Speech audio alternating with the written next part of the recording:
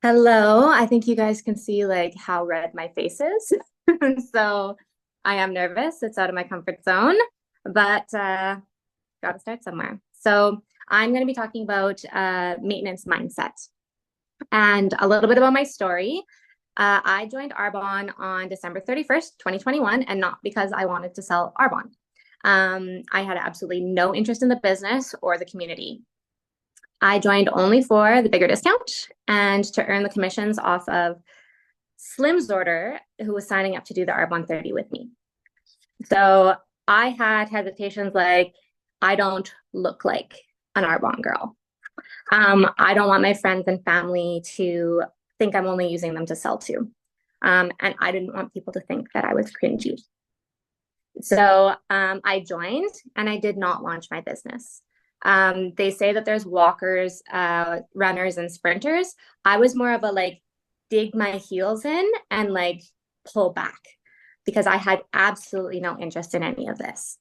I didn't start selling to anyone besides Slim until people started noticing a difference in me. When Paige told me that I was halfway to first step to district manager, I had no idea what that meant, and I was not interested in hearing any more about it or what I could do to take the next step. The reason I didn't want to know was because I have a fear of failure, and I wasn't confident in my momentum. 2,500 QV for district manager maintenance seemed like a far off number, and when I finally did reach it, I didn't have faith in myself that that was something that I could do on a regular basis. I was scared to promote to district manager because I was scared about maintaining. So, and I hadn't even gotten there yet. But Paige was patient with me and very encouraging. And in December of 2022, she mapped out what QV I needed to go district.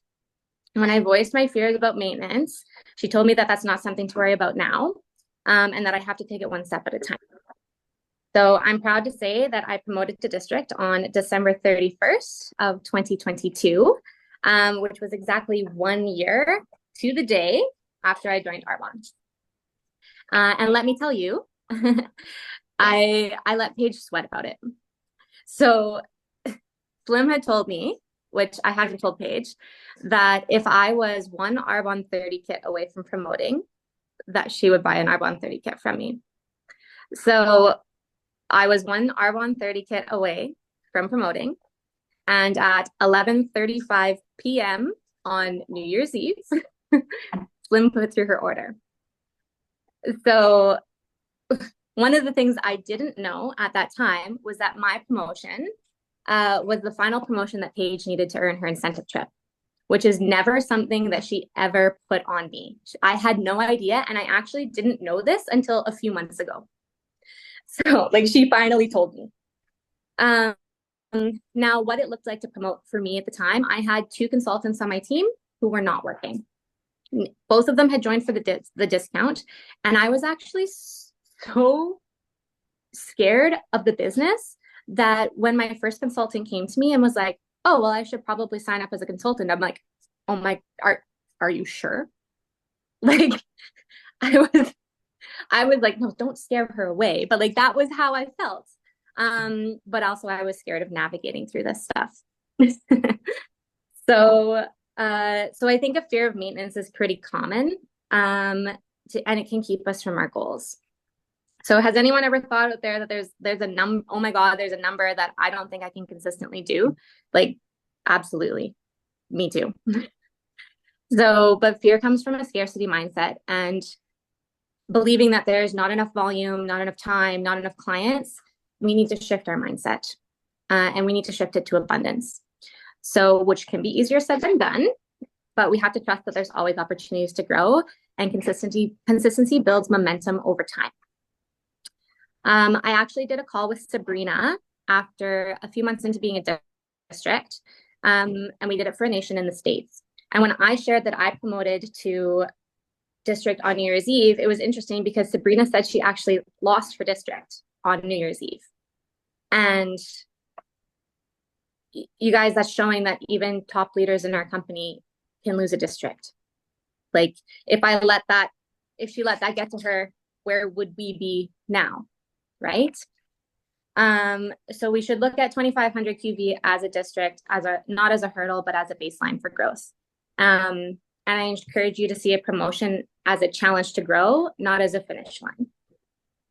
So you can lean on your upline and your team for ideas and motivation.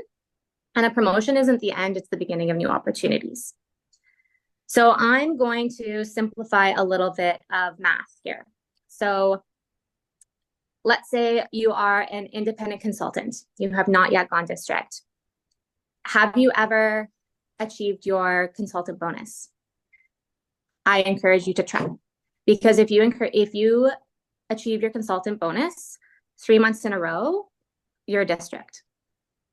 Now, here's some math that I was kind of just playing with the other day and just looking at. And so we always hear about things like, oh, 10 times your business, blah, blah, blah, 10 times this, 10 times that. What if you only had to 4 times your business? What if as a district and doing your 2,500 QV, you 4 times your business? Those are area manager numbers. So going into qualification for area managers. Now, you're an area manager. Let's say you're an area manager, you're doing 10,000 QV. If you 4 times your business, you're doing region numbers. You're at region, you 4 times your business, you're in nation numbers. So it doesn't have to be overly complicated. And I think it's something that the numbers can seem confusing sometimes, but your upline is also there. Like I said, when I was told I was in qualifications for district, I had absolutely no idea what that meant. And I didn't know what to do with that information. So each promotion also builds on what you've already proven you can do. And taking them one step at a time, doing more will add to exponential growth. So this fear that often keeps us in our comfort zone, where we feel safe of just maintaining what we've already achieved. But here's the thing, failure is a part of growth. And every successful person has experienced setbacks. But they didn't let it define their journey. So there was 1 month that I didn't reach my maintenance. And for me, being one of my fears. But you know what? I survived. I was not stripped of my title that very moment. I got on the next month and I kept going.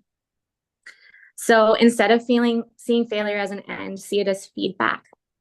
If something doesn't work, just try it again, because you only fail when you stop trying. So now there's the other side of the coin. What if I succeed? Sometimes we're afraid of the responsibility,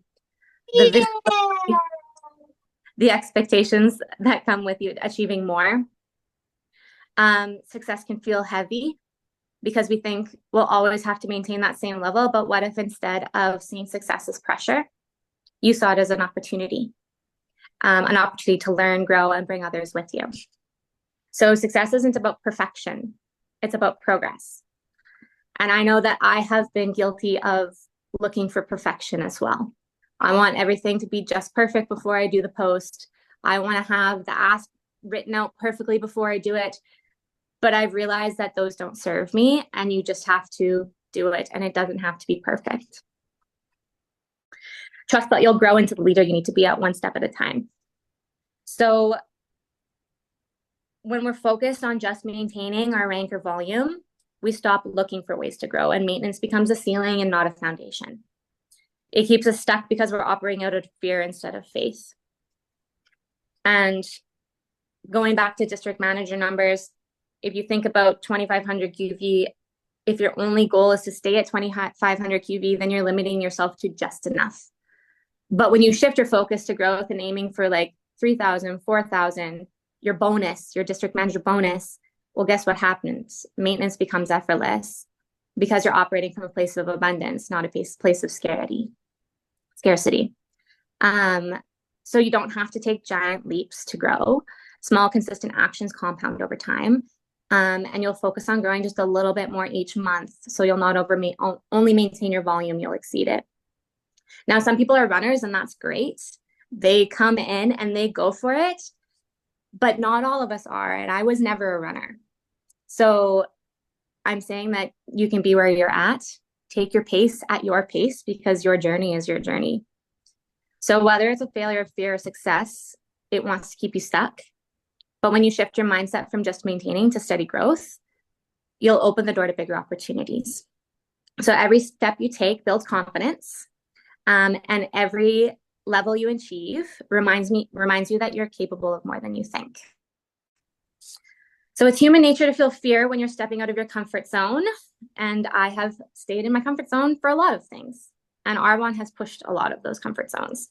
So the difference between those who grow and those who stay stuck is simple. You need to stop listening to your fear. So fear is like background noise. It's always there. But the difference is that you don't have to let it control your actions. You can acknowledge it like, hey, fear, yep, see you, and then choose to keep moving forward anyways. So when fear gets loud, remind yourself of why you're doing this, because your why will always be louder than your fear as long as you let it be. You don't have to have it all figured out or take giant leaps, just the next small step, even if you're scared. So fear is often based on the version of you that hasn't yet grown into what you're capable of. Trust that as you take action, you'll become the person who can handle the success, the responsibility, and the growth that you're striving for.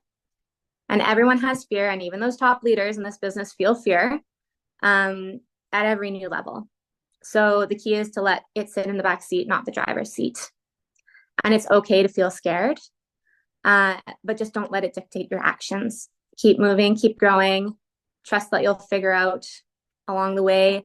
And a stumble is not a fall. We can just get back up. So that was kind of what I had about maintenance mindset. And I know it is definitely something. I told Paige I needed a topic because I didn't want to figure it out myself. So that I said, but give me a topic that relates to me so I don't actually have to do research. And this is a topic that totally does relate to me.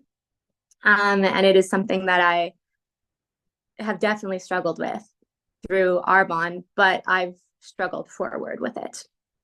So that being said, I'm going to I got through that like pretty quickly. Hopefully I didn't speak too fast. But I'm going to go on to a few tips with using ChatGPT. Can I just stop you for 1 second? Because Victoria raised her hand and had a question. Before you move on to the next awesome thing that I'm excited to hear you talk about. Victoria had her hand up. If you want to unmute Victoria and ask.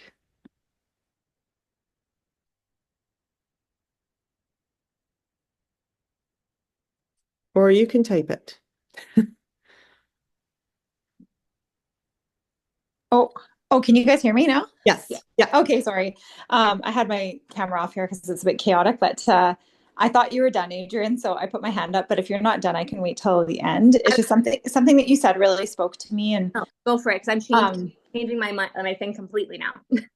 Oh, hang on 1 sec. I have Rogers calling me. Okay, hang on. How do I end this? Okay, never mind. Can you guys still hear me with my phone ringing? Mm-hmm. Okay. So something that really spoke to me was when you had said that, like, the first time you went to sign up a consultant, you were like, are you sure?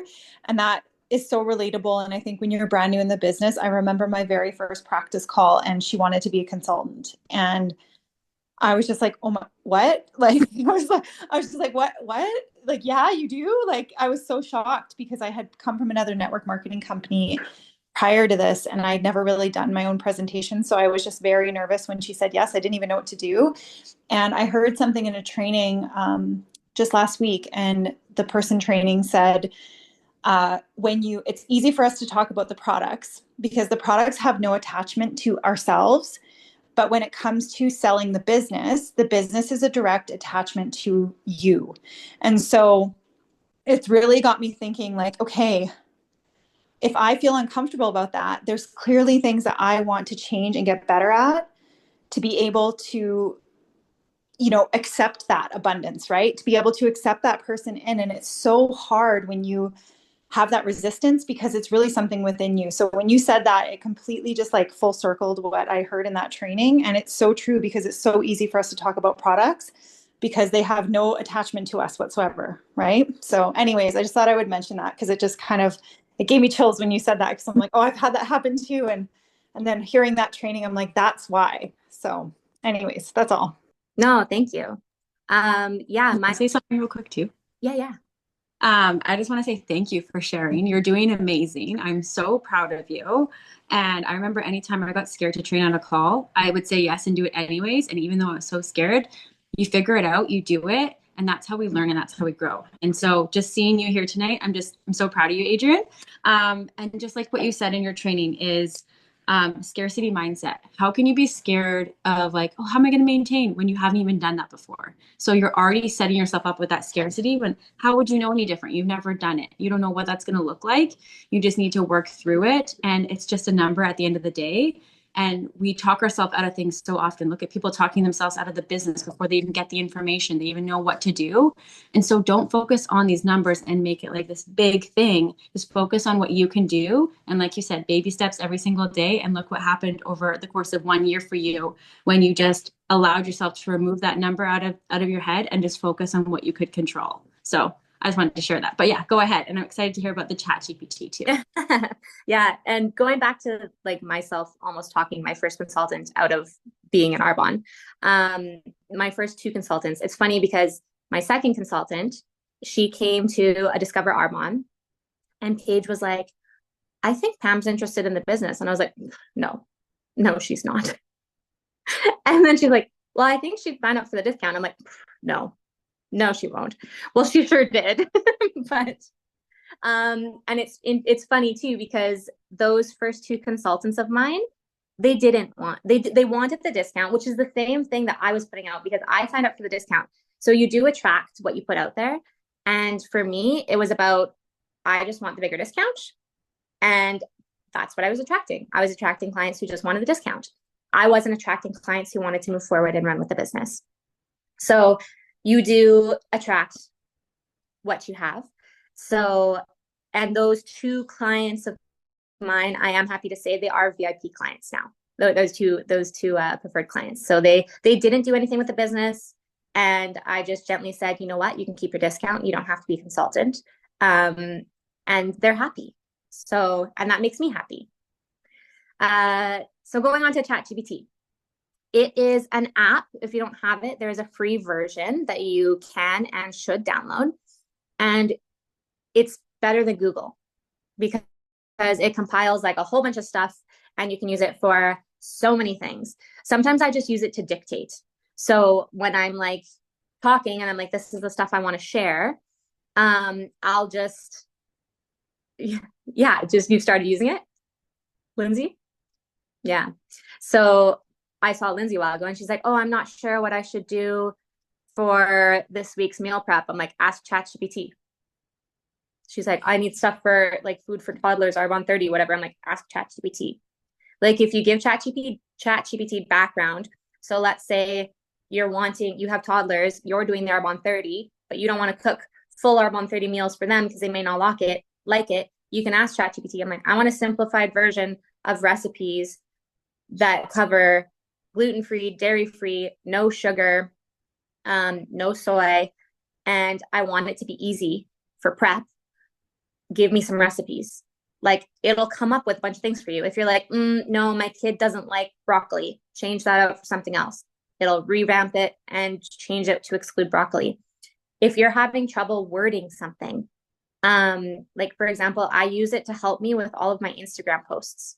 When I'm writing my write-up for any post, I will put it in ChatGPT and I will literally tell ChatGPT a story. I'll say, okay, I'm posting a picture of my last post was my niece and I. She just turned 13 years old. I'm so proud of the young woman she's become.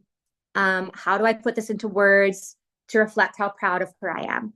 And I'm giving the story, but ChatGPT is refining it for me because even though I did well in English in high school, it's not my forte of, writing grammatically correct these days. So it helps me with all of my posts. It helped me word some of what I wanted to say tonight, but you put the ideas in, you tell it what you wanted to say, and it'll help make it. You can even say, like, I feel like I'm very jumbled and I'm just talking and saying a whole bunch of things. Make this coherent. Or if you're struggling to say something to someone, you can literally, if somebody's given you a response and you're like, I don't know how to answer that, you can take their response, you can put it in ChatGPT and say, how do I respond to this in a non-biased way, or in a, you can tell it how you want it to respond.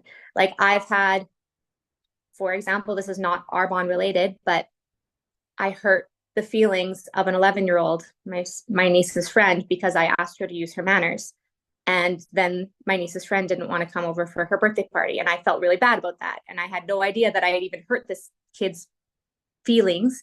But I was like, okay, I need to write an apology to this child. So I asked ChatGPT how to do that without it being catty, because anything that I would write would be like, why can't you just use your fucking manners? But you can't say that to a child. So, and I also didn't want this to be a stigma for this child either. So things like that.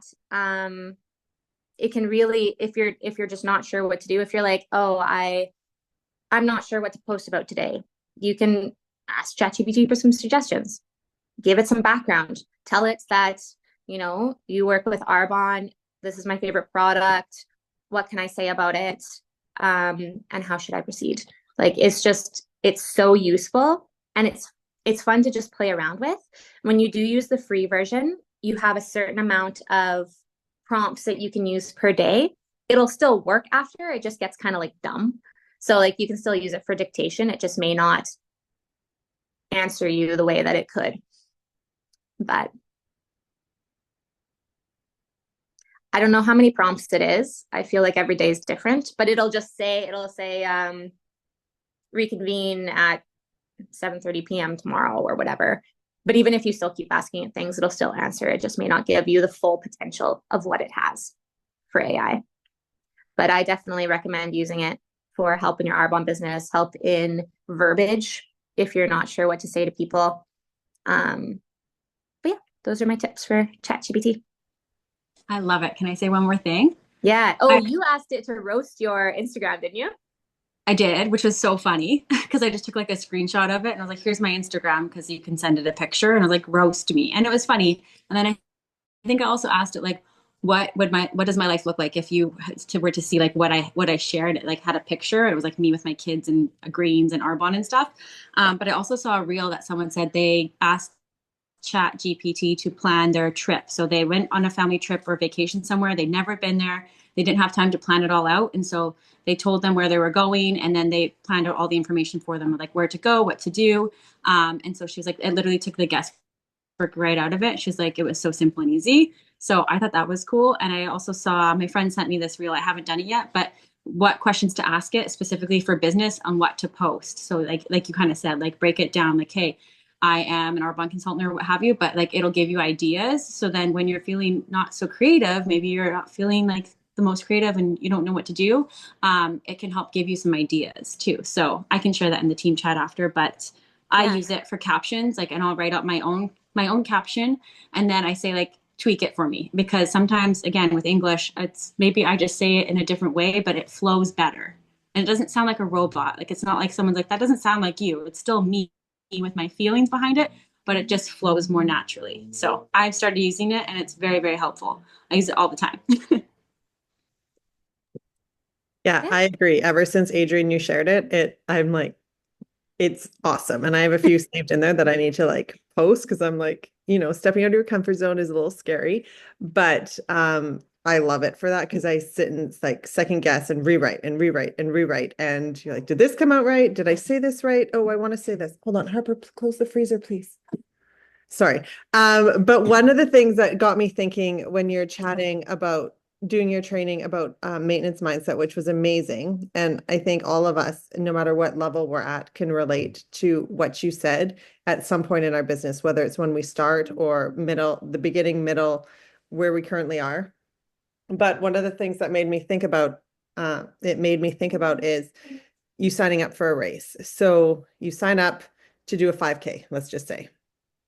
And you have two options. You can either train, you can yeah, train, get the right shoes, the right clothing for it, eat the right nutrition, and put all your effort in all these small steps to get you to a better placement, like first, second, third, fifth, whatever it is, right? Like you are feeling good throughout the whole thing because you've trained and you're there for it, versus you just going in super cold and you are like crawling past the finish line just to make the finish line. You didn't do well, you're not feeling well, you're exhausted at the end, but you finished it and that was just the goal. You're finishing it versus, pushing yourself and training and doing all the steps in between, because Arbonne isn't just selling products, it's growing your mind, it's sharing the business and all of that. Like there's all these steps in the middle. So that really that analogy kind of came into my head as you're sharing, because there's one or two ways you can finish a race. So I want to share that, but I thought it was amazing. And thank you for sharing with that. That was amazing. Thank you guys. Does anyone else have anything else, or can close this and I'll try to have it posted tonight, the recording. Yeah. That was so amazing, Adrienne. Thank you for sharing. Thanks, Vic. You did great last night too. Oh, thank you. Good night, everyone.